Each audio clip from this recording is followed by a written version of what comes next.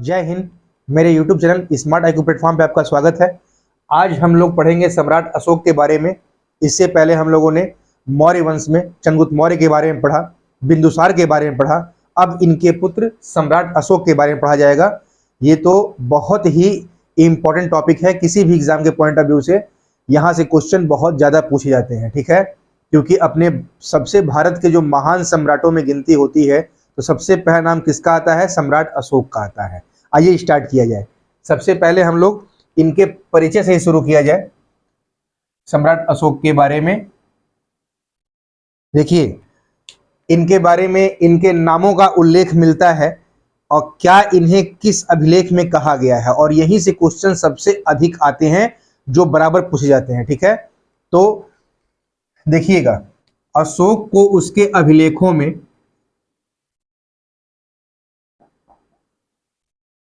देवानाम प्रिय, देवनाम प्रिय,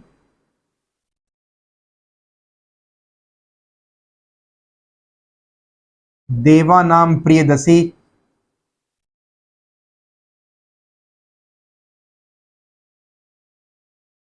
कहा गया है, जिसका अर्थ क्या होता है?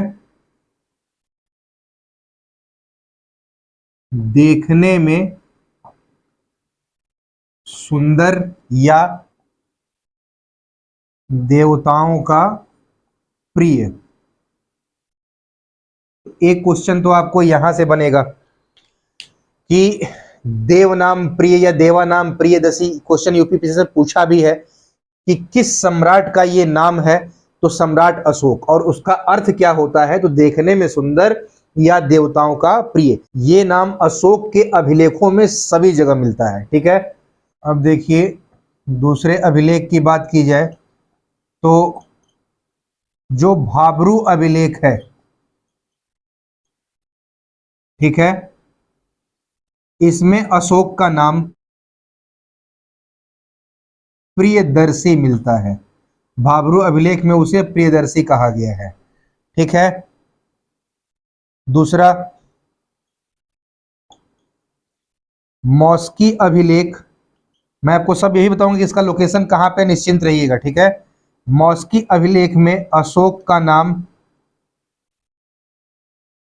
बुद्ध शाक्य मिलता है, ठीक है। और जो अशोक नाम है, ये अशोक नाम, इस अशोक नाम का जो उल्लेख है ये इसके 4 अभिलेखों से प्राप्त होता है। बहुत इंपॉर्टेंट है, इन 4 अभिलेखों में सीधे अशोक नाम मिलता है। वो 4 अभिलेख कौन है? तो सबसे पहले मौस्की अभिलेख, जो आपका कर्नाटक में जो रायचूर जिला है वहां ये अभिलेख है, वहां पे अशोक नाम मिला है। दूसरा, गुर्जरा अभिलेख, जो मध्य प्रदेश के दतिया जिले में है, यहां भी अशोक नाम मिलता है। तीसरा नेतुर अभिलेख, इसमें भी अशोक नाम मिलता है। मैसूर, ये भी कर्नाटक में है। और चौथा अभिलेख है उडेगोलम, यहां भी अशोक नाम का मिलता है उल्लेख। और ये वेल्लारी जिला, ये भी कर्नाटक में है, ठीक है। तो देखिए, बहुत इंपॉर्टेंट है ये सब, और आराम से हो जाएगा, 1 से 2 बार सब पढ़ते जाएंगे, आराम से आपको याद होते जाएगा। सम्राट अशोक का हम लोग स्टार्ट ही किए कि इनके नामों का जिक्र क्या क्या नाम और किस किस अभिलेख में किया गया है। तो देवानाम प्रिय, देवनाम प्रिय या देवानाम प्रियदर्शी, ये सब इनके अभिलेखों में सभी जगह मिलते हैं, जिसका अर्थ होता है देखने में सुंदर या देवताओं का प्रिय। ये जो नाम देख रहे हैं सम्राट अशोक का नाम है, ठीक। भाब्रू अभिलेख में इन्हें प्रियदर्शी कहा गया है। मौस्की अभिलेख में बुद्ध शाक्य कहा गया है। और जो अशोक नाम आप देख रहे हैं, ये अशोक, इस नाम का उल्लेख 4 अभिलेखों में मिलता है। मौस्की, कर्नाटक रायचूर जिला, कर्नाटक से 3 है, याद रखिएगा, ठीक है, आराम से याद हो जाएगा कर्नाटक। तो मॉस्की से, नेत्तूर से, उडेगोलम, ये तीनों कर्नाटक में है, यहां से अशोक नाम का उल्लेख मिलता है। और एक है गुर्जरा मध्य प्रदेश दतिया जिला, यहां से अशोक नाम का उल्लेख मिलता है, ठीक है।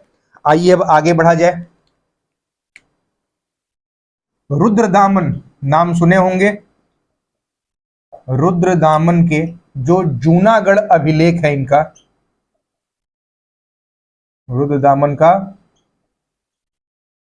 जूनागढ़ अभिलेख, इसमें अशोक नाम का उल्लेख मिलता है। यहां पे भी उनके 4 अभिलेखों के अलावा जो रुद्रदामन है उनका जो जूनागढ़ अभिलेख है वहां से अशोक नाम का उल्लेख मिलता है। एक तो क्वेश्चन आपका यही पूछता है बराबर कि जूनागढ़ अभिलेख किस शासक का है, तो ये रुद्रदामन है, ठीक है।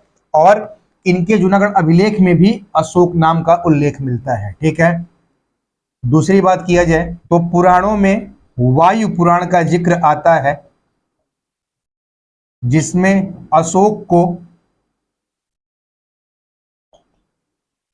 अशोक वर्धन कहा गया है। क्वेश्चन इंपॉर्टेंट है, ये भी पूछा है, ठीक है, कि अशोक वर्धन नाम का जिक्र कहां आता है, तो वायु पुराण में अशोक वर्धन का जिक्र आता है, अशोक का नाम, ठीक। अब ये बात रही अशोक के नाम की, यहां से आपको क्वेश्चन पूछेंगे, ये इनके इतने ही नाम हैं, आप जब पढ़ेंगे इनसे ज्यादा आपको नहीं मिलेंगे, ठीक है, तो इसी को फोकस करिएगा। अब बात किया जाए अशोक की माता के बारे में, ठीक है। 1 बाय 1 हम लोग बढ़ते जाएंगे, तो देखिए पढ़ने में आपको मजा आएगा। ऐसे भी जितने मेरे छात्र हैं पढ़ने के बाद कमेंट करते हैं, मुझे बहुत अच्छा लगता है कि आप लोग मन से पढ़ रहे हैं और समझ रहे हैं। इसीलिए मैं देखे होंगे आप लोग कि एक सीक्वेंस में सब चीज़ लेके चलता हूँ। एंसेंट चल रहा है तो एक सीक्वेंस में सारी टॉपिक भी चल रही है। प्लेलिस्ट में जाएंगे आप तो आपको सब चीज़ दिखाई देगा, एकदम बढ़िया से आप तैयारी करेंगे। जो किताब में है, जो टॉपिक होता है 1 बाय 1 की, इस टॉपिक के बाद ही ये टॉपिक आएगा, वैसे ही मैं पढ़ा रहा हूँ। आप आराम से पढ़ेंगे। सबसे बड़ी बात होती है कि देख के और सुनने से ज़्यादा याद होता है। तो एक तो आप पढ़िए, अपनी बुक पढ़िए, और फिर वीडियो देखिए, सुनिए, नोट्स बना लीजिए, देखिए आपका वो टॉपिक एकदम तैयार हो जाएगा। 2 से 3 बार देख के सुन लेंगे, सब याद हो गया, ठीक है। अब देखिए अशोक की माता, अशोक की माता को लेके पूछता है तो सभी जानते हैं सुभद्रांगी, लेकिन कहाँ पे क्या कैसे है, क्वेश्चन जब घुमा के पूछेगा तब फंसेंगे। तो आइए स्टार्ट किया जाए। अशोक की माता, बौद्ध ग्रंथों में, जो बौद्ध ग्रंथ हैं उसमें अशोक की माता का नाम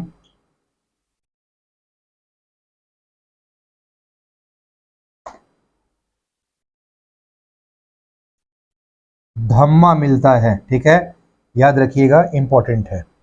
जो बौद्ध ग्रंथ है उसमें अशोक की मां का नाम धम्मा मिलता है। जो दिव्यावदान ग्रंथ है,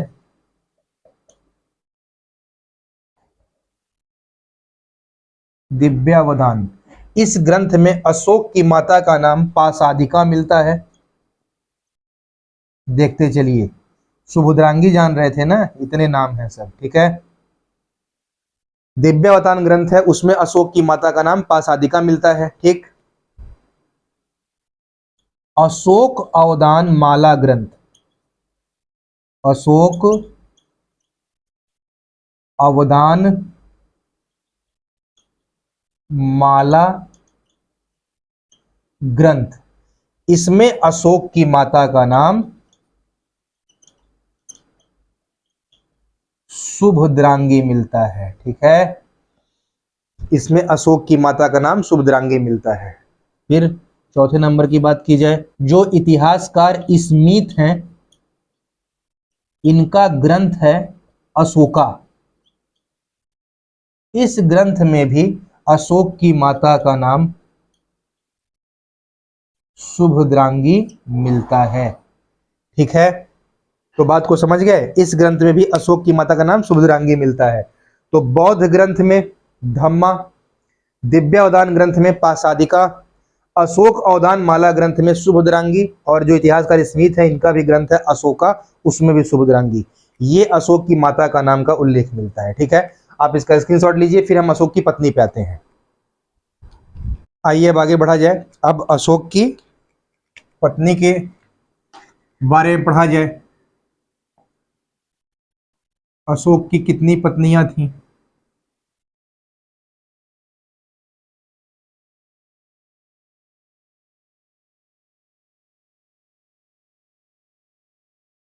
तो जो बौद्ध ग्रंथों से उल्लेख मिलता है,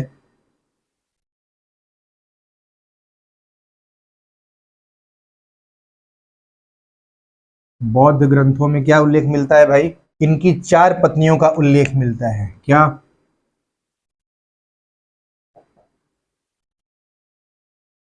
असंधिमित्रा, ठीक है, इन्हीं को बोलते थे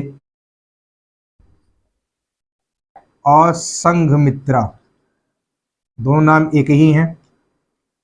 रही बात नंबर 2, तो महादेवी दूसरी पत्नी, तीसरी पद्मावती, ठीक है, और जो चौथी पत्नी है वो तिस्यरक्षिता। तो जो बौद्ध ग्रंथ है उसमें इनकी 4 पत्नियों का उल्लेख मिलता है। असंधिमित्रा या असंघमित्रा, बात एक ही है, 5 मत समझिएगा, ठीक। दूसरे नंबर पे महादेवी, फिर पद्मावती तीसरा, और चौथा तिस्यरक्षिता। ये पत्नी के नाम बौद्ध ग्रंथों में उल्लेख आता है, ठीक है। अब बात कर लिया जाए कि किसका कहां कहां किनसे कौन पुत्र उत्पन्न हुए हैं और किसके बारे में क्या है, तो वो चीज है, ठीक। तो सबसे पहले बात होगी असंघमित्रा की। जो असंघमित्रा हैं ये प्रधान महिषी थी। क्या थी भाई? अशोक की प्रधान महिषी, मतलब मुख्य रानी। और इनकी मृत्यु अशोक के साथ हुई थी, अशोक के कुछ साल पहले, साथ ही में मरी थी। तो असंघमित्रा जो थी वो प्रधान महिषी अशोक की मुख्य रानी थी। नंबर 2 जो आप देख रहे हैं महादेवी, महादेवी ये श्रेष्ठी की पुत्री थी। इनके पिता का जिक्र आता है तो पूछ देगा आपसे। तो ये श्रेष्ठी की पुत्री थी और इन्होंने ही 2 संतान को जन्म दिया था, जिससे उत्पन्न हुए थे महेंद्र और संघमित्रा, ठीक है। ये पुत्र ये पुत्री। तो जो श्रीलंका में बौद्ध धर्म के प्रचार प्रसार के लिए अशोक ने महेंद्र और संघमित्रा, आप पढ़ते हैं, जिनको भेजा था अपने पुत्र पुत्री को, वो महादेवी से ही उत्पन्न संतान थे अशोक के, ठीक है। नंबर 3 पद्मावती।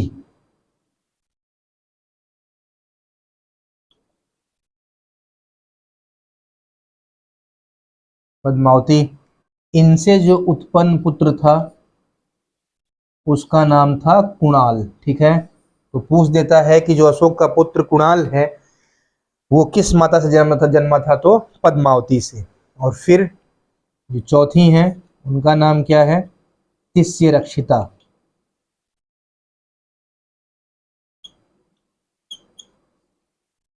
इनके बारे में कहा जाता है कि ये बौद्ध विरोधी थी, बौद्ध विरोधी, और इन्होंने ही बोध गया में बोधि वृक्ष को कटवा दिया था, नष्ट करवा दिया था, ठीक है। जो बोध गया का वृक्ष है उसको इन्होंने नष्ट करवा दिया था, ये बौद्ध विरोधी थी। तो क्वेश्चन बहुत अच्छा बनता है कि अशोक की पत्नियों में कौन पत्नी बौद्ध विरोधी थी, तो तिस्यरक्षिता। तो ये 4 पत्नी का उल्लेख बौद्ध ग्रंथ में। अब जो प्रयाग प्रशस्ति अभिलेख है, जिसको बोलते हैं इलाहाबाद प्रशस्ति अभिलेख भी बोलते हैं, उसमें किस पत्नी का जिक्र आता है उसको देखा जाए, ठीक है। जो आप सुने भी होंगे कारुवाकी, जो इनकी प्रेमिका प्लस पत्नी, प्रेमिका भी थी और पत्नी भी थी। तो कारुवाकी का उल्लेख है वो कहां आता है? प्रयाग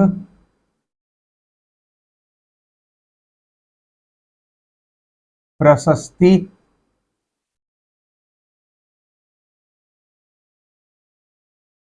अभिलेख, इसी को प्रयाग स्तंभ लेख भी कहते हैं। तो प्रयाग प्रशस्ति अभिलेख में जो इनकी प्रेमिका थी कारुवाकी, वही पत्नी थी।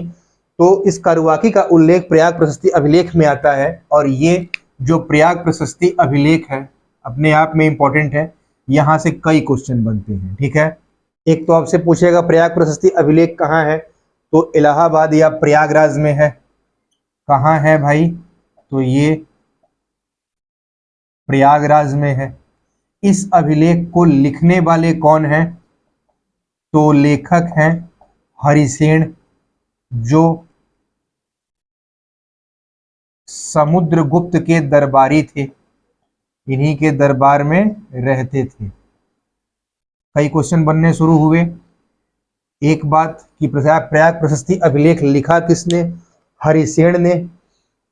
हरिसेन किसके दरबारी थे, समुद्रगुप्त के। ठीक है, और इसी प्रयाग प्रशस्ति अभिलेख में अशोक के पुत्र तीवर का भी उल्लेख मिलता है। ठीक है, जो कारुवाकी से ही जन्म लिया था। तो आपसे क्वेश्चन पूछ सकता है कि जो अशोक के पुत्र तीवर हैं, इनका किस अभिलेख में वर्णन आता है, तो प्रयाग प्रशस्ति अभिलेख में तीवर का उल्लेख आता है, जो कारुवाकी से ही जन्म लिए थे। ठीक है, अब बात आएगी कि प्रयाग प्रशस्ति अभिलेख किस शैली में लिखी गई है भाई, तो ये चंपू शैली में लिखी गई है।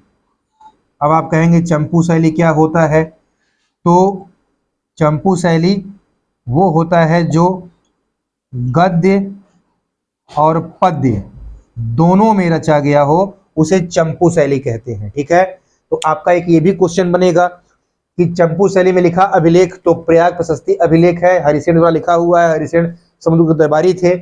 और ये गद्य और पद्य में लिखा हुआ अभिलेख है, इसीलिए चंपू शैली कहते हैं। ठीक है, चंपू शैली का मतलब ही होता है गद्य और पद्य में लिखा हुआ। ठीक, और इसी प्रयाग प्रशस्ति अभिलेख से 4 राजाओं का उल्लेख भी मिलता है। ठीक है, इसी प्रयाग प्रशस्ति अभिलेख से 4 राजाओं का उल्लेख मिलता है। सबसे पहले सम्राट अशोक, नंबर दूसरा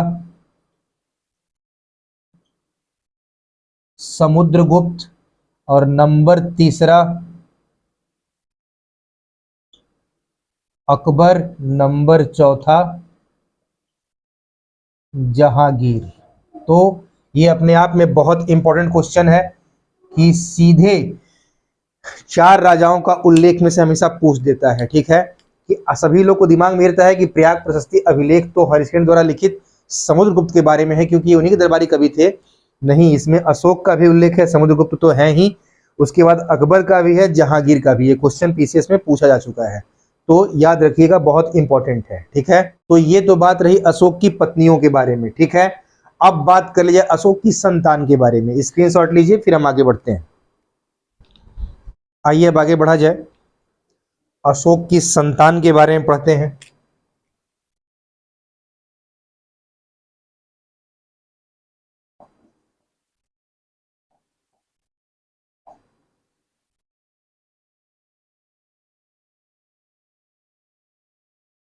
तो बौद्ध ग्रंथों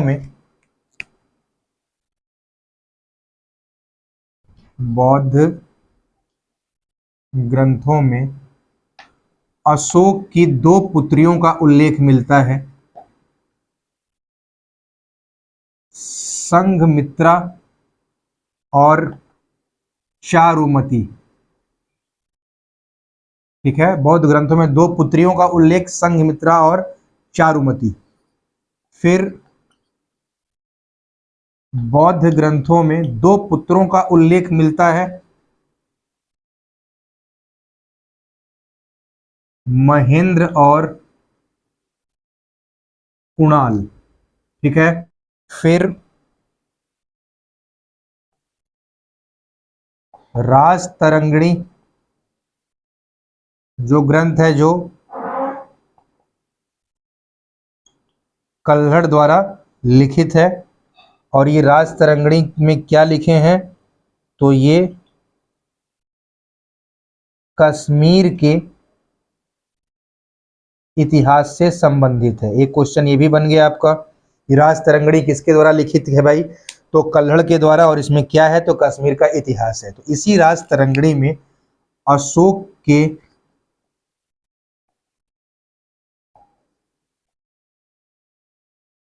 उत्तराधिकारी के बारे में बताया गया है कि अशोक का उत्तराधिकारी जालौक था, ये भी इसका पुत्र था। अशोक का उत्तराधिकारी कौन था भाई? जालौक था। ठीक है। फिर तिब्बती ग्रंथों में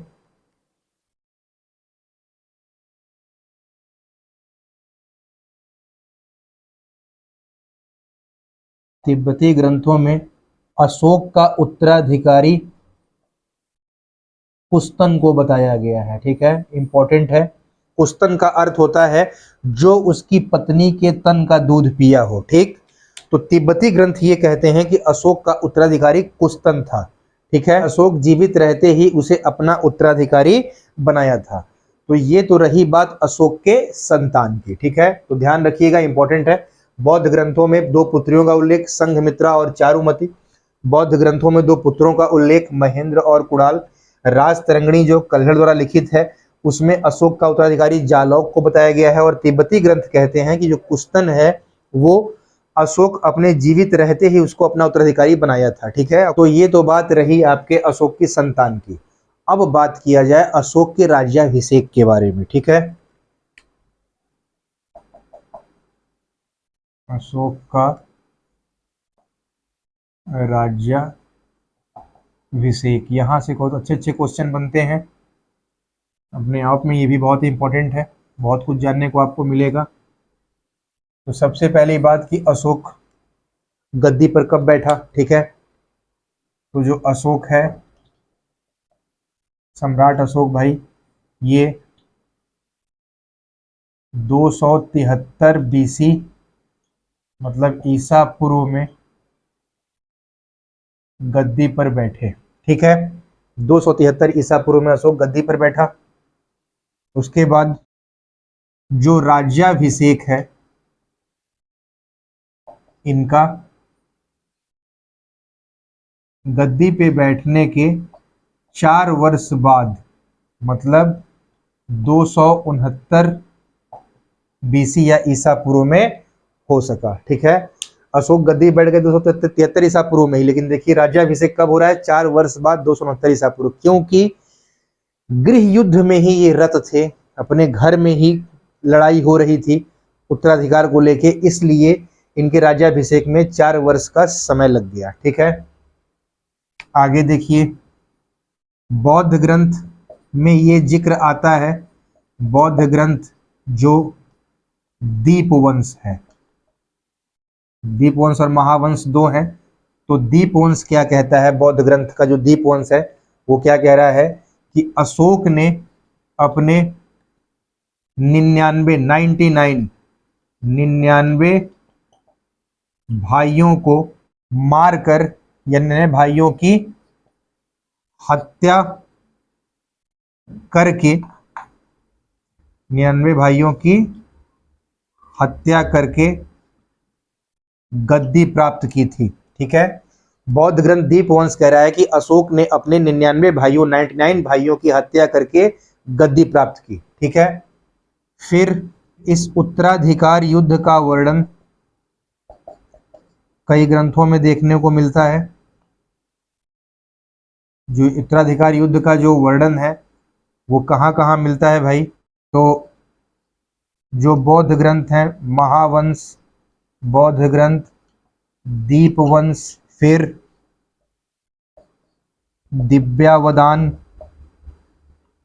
फिर एक चीनी ग्रंथ, ये भी इस उत्तराधिकार युद्ध का वर्णन करता है। चीनी ग्रंथ है फाह UN चुलीन। ठीक है, चीनी ग्रंथ फाह UN चुलीन और तिब्बती लेखक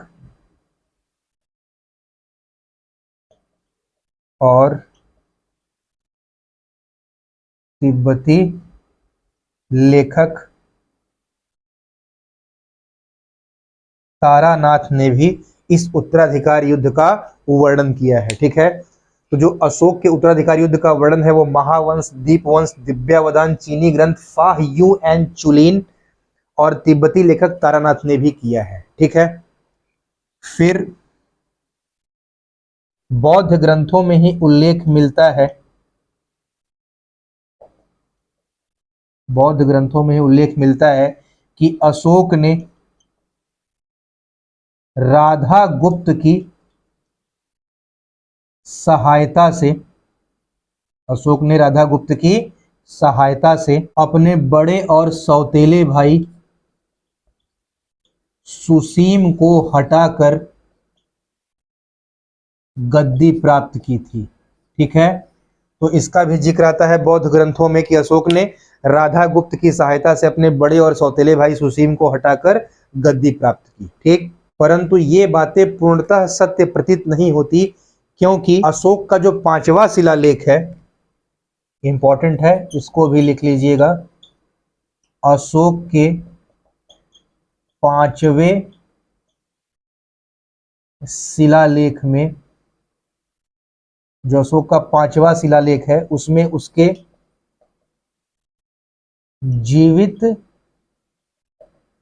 भाइयों और परिवार का उल्लेख मिलता है। तो ये अपने आप में बहुत इंपॉर्टेंट है कि ये क्वेश्चन भी पूछ सकता है कि अशोक के किस अभिलेख में उसके जीवित भाइयों और परिवार का उल्लेख मिलता है। तो अशोक के 5वें अभिलेख में। तो इसीलिए ये बातें पूर्णतः सत्य प्रतीत नहीं होती हैं कि अशोक ने अपने इतने भाइयों काट कर गद्दी पर, हत्या कर गद्दी पर बैठा होगा। ये अशोक के 5वें शिलालेख से ये बात मिलती है। ठीक है, कि इनके जीवित भाई और परिवार का उल्लेख दिखाई देता है। तो ये अशोक के राज्याभिषेक की कहानी है। और अशोक राजा बनने से पहले, ये भी लिख लीजिएगा, इंपॉर्टेंट है बहुत, अशोक राजा बनने से पहले अवंती का राज्यपाल था, मतलब अवंती का गवर्नर था। ठीक है, कौन भाई? अशोक, ध्यान रखिएगा। अशोक राजा बनने से पहले अवंती का राज्यपाल था। कई बार ये क्वेश्चन पूछा भी है, स्क्रीनशॉट लीजिए। फिर हम आगे बढ़ते हैं अशोक के कलिंग युद्ध पे। आइए अब आगे बढ़ा जाए, अशोक के कलिंग विजय के बारे में पढ़ा जाए।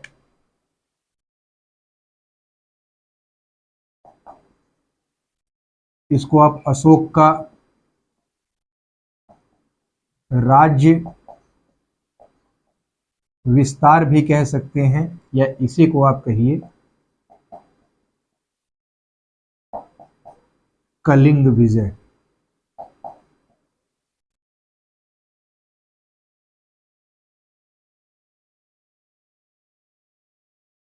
बहुत इंपॉर्टेंट है। सबसे पहली बात तो यही पूछता है कि अशोक ने कलिंग विजय कब किया था, तो 261 ईसा पूर्व में। ठीक है, तो आइए इनसे इंपॉर्टेंट पॉइंट को लिखते हुए चला जाए। अशोक ने अपने राज्याभिषेक के 8 वर्ष बाद कलिंग विजय किया। राज्याभिषेक कब इसका हुआ था आपको पता है, 269 ईसा पूर्व में। ठीक है, 269 BC। और 8 वर्ष या 9 वर्ष बाद इसने कलिंग विजय किया। ठीक है, और जो ये कलिंग विजय का उल्लेख है, ये इसके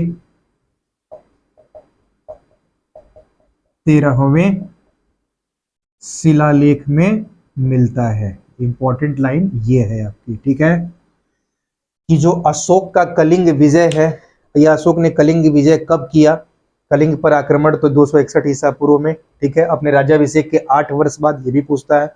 और इसका जो उल्लेख है वो कहाँ किया गया है, तो अशोक के 13वें शिलालेख में इसका उल्लेख है, इसका वर्णन है। ठीक है, अब जरा ध्यान से समझिएगा कि कलिंग पर आक्रमण करना, उसको जीतना, उसके पीछे अशोक का क्या उद्देश्य था। तो सीधे सीधे आप कहिए कि कलिंग जीतने का जो उद्देश्य था वो सीधी तौर पर आर्थिक था। ठीक है, कलिंग जीतने का उद्देश्य ही आर्थिक था। अब ध्यान से जरा समझिएगा, भारत के मैप से जरा देखिए। ठीक है, तो आप ध्यान से लोकेशन को इंडिकेट करिए। अशोक का जो व्यापार होता था वो कहाँ होता था?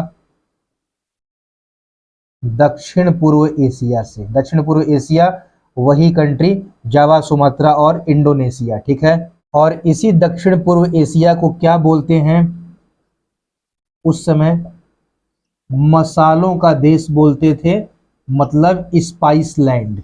ठीक है, ये दक्षिण पूर्व एशिया क्या था भाई? पूरी तरह से मसालों का देश, स्पाइस लैंड। अब अशोक का व्यापार यहां से होता था। अशोक का राज्य कहां है? आपका ये है मगध। तो अशोक को व्यापार करने के लिए जाना कहां पड़ता था? बंगाल। ठीक है, और बंगाल में आपका क्या है? तो बंगाल में ही आपका ताम्र लिप्ति बंदरगाह है। ठीक है, तो अशोक को व्यापार करने के लिए दक्षिण पूर्व एशिया से, मगध से बंगाल, ताम्रलिप्ति बंदरगाह और तब आपका दक्षिण पूर्व एशिया जाना पड़ता था। इनको दक्षिण पूर्व एशिया से व्यापार करने के लिए ताम्रलिप्ति बंदरगाह जाकर ये व्यापारिक रास्ता अपनाना पड़ता था, जिससे क्या होता था? इनकी जो लागत थी वो ज़्यादा होती थी और जो प्रॉफिट था, लाभ, वो कम होता था।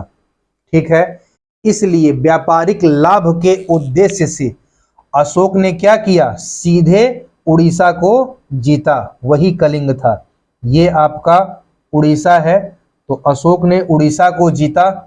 उड़ीसा में ही आपका कलिंग। क्यों भाई? क्योंकि अब सीधे जो ये रास्ता है, ये पूरा घूम के नहीं जाना, इसको जीत लेंगे तो उड़ीसा का जो बंदरगाह है उसका उपयोग करके हम सीधे दक्षिण पूर्व एशिया पे पहुंच जाएंगे। तो लागत कम होगी और लाभ ज्यादा होगा। तो कलिंग विजय का पूरी तरह से जो उसका उद्देश्य था वो आर्थिक था। ठीक है, अपने व्यापारिक लाभ के लिए, क्योंकि सीधे कलिंग के बंदरगाहों का उपयोग करें और दक्षिण पूर्व एशिया के व्यापार का लाभ लें। तो इस चीज को ध्यान रखिएगा। अब मैं उम्मीद करता हूं कि आप समझ गए होंगे कि इस कलिंग विजय का उद्देश्य क्या था। इसका स्क्रीनशॉट लीजिए, फिर हम आगे बढ़ते हैं। अब देखिए क्या हुआ। कलिंग युद्ध हुआ, कलिंग युद्ध में अशोक की जीत हुई। तो कलिंग विजय करने के बाद जो कलिंग युद्ध में भीषण नरसंहार हुआ था, उस भीषण नरसंहार को देख के अशोक का हृदय द्रवित हो गया। विजित देश की जनता के कष्ट से अशोक की अंतरात्मा को तीव्र आघात पहुंचा और अशोक ने युद्ध की नीति को सदा के लिए त्याग दिया और दिग्विजय के स्थान पर धम्म नीति को अपनाया। ठीक है, तो ये इंपॉर्टेंट है कि जो कलिंग विजय के बाद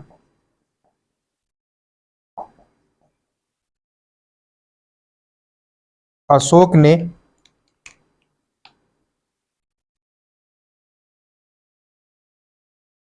दिग्विजय के स्थान पर धम्म नीति को अपनाया। ठीक है, अशोक के धम्म के बारे में मैं आपको पूरा पढ़ाऊंगा, किसने क्या क्या कहा है और अशोक का धम्म वास्तव में क्या था। ठीक है, उसके लिए आप निश्चिंत रहिएगा। तो कलिंग विजय के बाद अशोक ने क्या भाई कहा कि अब दिग्विजय के स्थान पर धम्म नीति को अपनाया इसने। ठीक है, क्योंकि कलिंग विजय में, जो कलिंग विजय था, इसमें 1.5 लाख लोग, जो 1.5 लाख थे वो बंदी बनाए गए थे और 1 लाख लोगों की हत्या हुई थी। इस भीषण नरसंहार को जब अशोक देखा तो अशोक का धर्म परिवर्तन हुआ और अशोक उसी समय बौद्ध धर्मावलंबी हो गए। ठीक है, अब यहां से भी क्वेश्चन बनता है, ये सारे क्वेश्चन तो हैं ही, फिर यहां से क्वेश्चन क्या बनता है कि क्या अशोक जब बौद्ध धर्म को कलिंग विजय के बाद वो हृदय परिवर्तन हुआ, धर्म परिवर्तन हुआ और अशोक बौद्ध धर्म को अपनाया, तो अशोक का धर्म बौद्ध धर्म अपनाने से पहले क्या था, ठीक है। तो इसका भी उल्लेख मिलता है क्या कि अशोक जो था वो पहले ब्राह्मण धर्म का अनुयायी था। और ब्राह्मण धर्म आप समझते हैं, उस समय मैंने आपको पढ़ाया था जब स्टार्ट किया था बौद्ध धर्म और शैव धर्म, एंशिएंट हिस्ट्री में प्लेलिस्ट में है वीडियो, उस समय मैंने आपको इसीलिए बखूबी अलग करके बताया था। गैर ब्राह्मण धर्म से संबंधित सुधार आंदोलन और ब्राह्मण धर्म से संबंधित सुधार आंदोलन। गैर ब्राह्मण धर्म में बौद्ध धर्म और जैन धर्म, क्योंकि वो क्षत्रिय लोग थे, और ब्राह्मण धर्म में आपका शैव धर्म और वैष्णव धर्म। तो जाहिर सी बात है कि उन्हीं दो धर्मों में से कोई इसका एक धर्म होगा अशोक का। तो अशोक जो थे वो पहले ब्राह्मण धर्म के अनुयायी थे। अब देखिए इसका उल्लेख कहाँ मिलता है, तो कल्हड़, अभी आपको इसका जिक्र किए ही थे हम। कल्हड़ का जो राज तरंगणी है, तो कल्हड़ के राज तरंगणी से पता चलता है कि अशोक शैव धर्म का उपासक था, ठीक है। तो ये बहुत इंपॉर्टेंट है कि अशोक पहले शैव धर्म का उपासक था, शैव धर्म का अनुयायी था, शैव धर्म को मानता था। कलिंग युद्ध के बाद इसने अपने धर्म का परिवर्तन किया और ये बौद्ध धर्मावलंबी हो गया, ठीक है। अब बात आएगी कि इनको बौद्ध धर्म में दीक्षित करने वाला व्यक्ति कौन था, तो लिखिएगा अशोक को बौद्ध धर्म में दीक्षित करने वाला जो व्यक्ति थे वो थे निग्रोध। कहीं कहीं निग्रोध देता है, कहीं कहीं निग्रोथ देता है, ठीक है। तो बहुत इंपॉर्टेंट क्वेश्चन है, इसलिए कि बहुत लोगों के दिमाग में सबसे पहले क्या रहता है, अगर पूछता है कि बौद्ध धर्म को अशोक को किसने स्वीकार करवाया था, किसने बौद्ध धर्म की दीक्षा अशोक को दी थी, उपगुप्त आता है, ठीक है। ध्यान रखिएगा, अशोक को बौद्ध धर्म में दीक्षित करने वाले व्यक्ति कौन थे, निग्रोध थे। और उसके बाद अशोक मोगलीपुत्र तिस्स के प्रभाव में आ गया, ठीक है। तो यहां से बहुत इंपॉर्टेंट क्वेश्चन बनेंगे जहां से लड़के हमेशा कंफ्यूज होते हैं, ठीक, ध्यान रखिएगा। उसके बाद अशोक क्या हुए, मोगलीपुत्र तिस्स के प्रभाव में आ गए। आपको मैंने पढ़ाया भी था, बौद्ध धर्म की जो 4 सभाएं हुई थी उसमें जो तीसरी सभा बौद्ध सभा थी वो अशोक के समय में ही हुई थी, ठीक है। और उस समय जो बौद्ध सभा के अध्यक्ष थे वो मोगलीपुत्र तिस्स ही थे। तो बौद्ध धर्म में दीक्षित पूछेगा कि अशोक को सबसे पहले बौद्ध धर्म की दीक्षा किस व्यक्ति ने दी थी, किसने दिया था, तो निग्रोथ या निग्रोध होंगे, ठीक है। दोनों नाम एक ही है, निग्रोध, ठीक। लेकिन फिर पूछेगा कि अशोक किसके प्रभाव में आया, तो मोगलीपुत्र तिस्स के प्रभाव में आ गया, ठीक है। ये 2 क्वेश्चन अलग अलग हैं, ध्यान रखिएगा इस चीज को। मतलब अब बौद्ध धर्म की बातें और ज्ञान जो था वो अशोक ने मोगलीपुत्र तिस्स से लेना शुरू किया, ठीक है, इनसे सीखा। और जो आप पढ़ते हैं उपगुप्त के बारे में, उनके बारे में भी लिख लीजिए। उत्तर भारत की अनुश्रुतियां हैं ये। उत्तर भारत की अनुश्रुतियों के अनुसार उपगुप्त नामक बौद्ध भिक्षु ने, ये बौद्ध भिक्षु थे, उपगुप्त नामक बौद्ध भिक्षु ने अशोक को बौद्ध धर्म की दीक्षा दी, ठीक है। तो ये भी आप जान जाइए, ये उत्तर भारत के अनुश्रुतियां हैं, उसके अनुसार जो उपगुप्त बौद्ध भिक्षु थे उन्होंने अशोक को बौद्ध धर्म की दीक्षा दी थी। तो ये था अशोक का धर्म परिवर्तन। जो अशोक का धम्म है मैं अगली वीडियो में आपको लेके आऊंगा। फिर उसके बाद जो तीसरी वीडियो बनेगी वो अशोक का अभिलेख, शिलालेख, स्तंभ लेख होगा। फिर जो चौथी वीडियो होगी वो पूरा ओवरऑल मौर्य प्रशासन, मौर्य संस्कृति, मौर्यों का आर्थिक जीवन, सामाजिक जीवन, राजनीतिक जीवन, पूरा सबके बारे में होगा। मतलब चंद्रगुप्त मौर्य, बिंदुसार, सम्राट अशोक, जो मौर्य वंश के पूरे शासक थे, तो पूरे मौर्य वंश के बारे में हम लोग लिखेंगे, जहां से क्वेश्चन हर बार आते हैं, बहुत अच्छा इंपॉर्टेंट क्वेश्चन वहां से बनता है। ठीक है, तो ये हमारा पूरा अभी अशोक के बारे में ओवरऑल इनका परिचय और इनसे अच्छे अच्छे क्वेश्चन बनते हैं वो था। ठीक है, अशोक के बारे में ये भी कहा जाता है, कई जगह ये भी अनुश्रुतियां आती हैं कि जब अशोक बौद्ध धर्म अपना लिया था, बहुत रोचक कहानी सुनिएगा, अशोक ने बौद्ध धर्म जब अपनाया, उसके बाद बौद्ध हो गए, तो अशोक कांटों के मार्ग पे चल रहे थे और सारे बौद्ध भिक्षु जमीन पे चल रहे थे। तो एक बौद्ध भिक्षु ने उसी में से टोक दिया कि ज्यादा अपने को बन रहे हैं क्या, दिखा रहे हैं क्या कि कांटों पे चल रहे हैं। अशोक का लाइन सुन के जैसे पिक्चर की रील भागती है, वैसे वो भाई साहब तुरंत गायब हो गए। अशोक का रीजन था क्योंकि अशोक बहुत ज्यादा गुस्सैल था, इसलिए कांटों पे चल के वो सहनशीलता अपने अंदर ला रहा था। और ये भाई साहब टोक दिए, ज्यादा बनिए मत, चुपचाप आ जाइए। उसका पैर पूरा कांटों से छलनी हो गया था। अशोक ने एक ही बात कही, आज भी मैं वही अशोक हूं।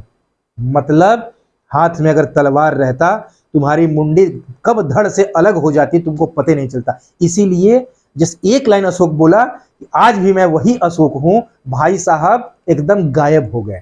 ठीक है, तो ये भी एक अनुश्रुति मिलती है, तो आप मन लगा के पढ़िए। फिर मैं जल्द ही अब दूसरी वीडियो लाऊंगा, तो पूरे अशोक के हम लोग धम्म के बारे में चर्चा करेंगे, यहाँ से बहुत अच्छे अच्छे क्वेश्चन बनते हैं। ठीक है, तो आप लोग वीडियो को मन से देखिए, लाइक करिए, शेयर करिए, कमेंट करिए। कमेंट सभी लोग किया करिए, आप लोग इतने लोग देखते हैं, इतना व्यू आता है और कमेंट बहुत कम आता है। आप लोग कमेंट करिए, तब समझ में आएगा आप लोग कितना बढ़िया पढ़ाई कर रहे हैं और सभी लोग उसको समझ रहे हैं। ठीक है, तो आप लोग लाइक करिए, कमेंट करिए, शेयर करिए। मैं जल्द आपसे मिलता हूँ। थैंक यू सो मच, धन्यवाद।